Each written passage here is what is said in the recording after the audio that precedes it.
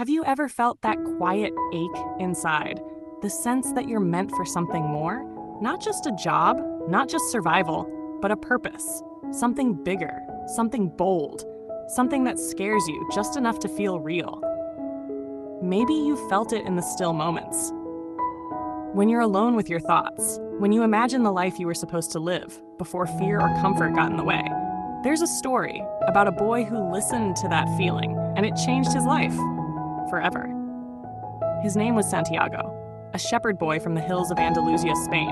He was young, free, and content, or so it seemed. He wandered the countryside with his flock of sheep, slept under the stars, and loved the simple life. But inside, something stirred, a restlessness, a hunger he couldn't name. One night, Santiago had a dream, vivid, strange, and persistent. In it, a child appeared and told him of a treasure buried near the pyramids of Egypt. The dream repeated itself again. Same message, same calling. Most people would have ignored it. Just a dream, right? But something inside Santiago knew. It meant something. So he began asking questions. He met a mysterious old man who called himself a king, and this man told him about a person's personal legend. It's what you have always wanted to accomplish. Everyone, when they are young, knows what their personal legend is. But as time passes, a mysterious force begins to convince them that it will be impossible to achieve. That hit Santiago like lightning, and in that moment, he made a decision that would change everything. He sold his sheep, left behind everything familiar, and followed the dream. But the path to your dreams is never a straight line. Santiago's journey didn't begin with success. It began with loss.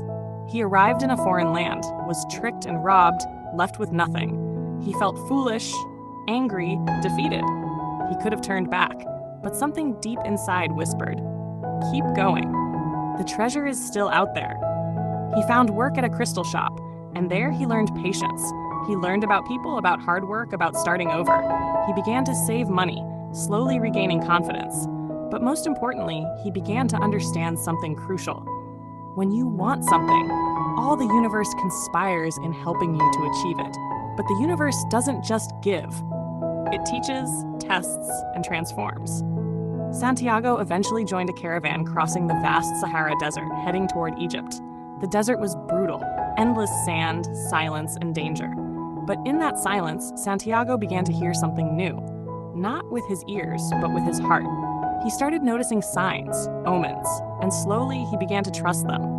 He met an Englishman searching for a legendary figure, the Alchemist, a man who could turn metal into gold, but more importantly, who understood the soul of the world. The Englishman believed in books. Santiago believed in the signs. And soon, Santiago realized wisdom wasn't only found in pages. It was written in the wind, in the stars, in the heartbeats of people. Eventually, Santiago met the Alchemist, a quiet, powerful man who saw through him. The Alchemist said something Santiago never forgot. Listen to your heart. It knows all things, because it came from the soul of the world, and it will one day return there.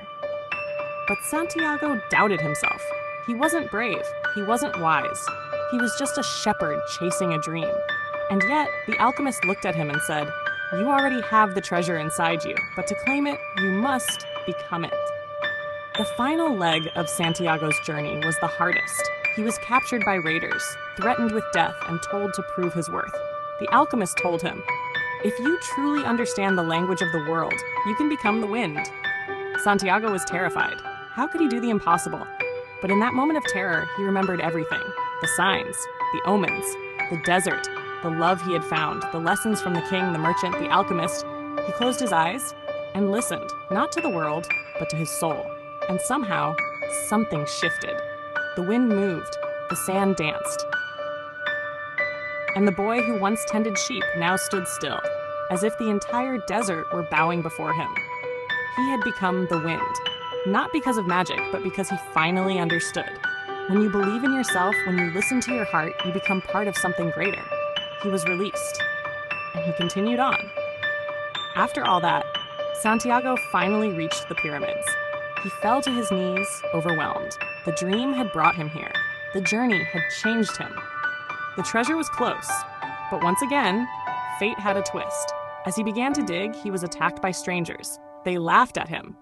"You crossed a desert for a dream?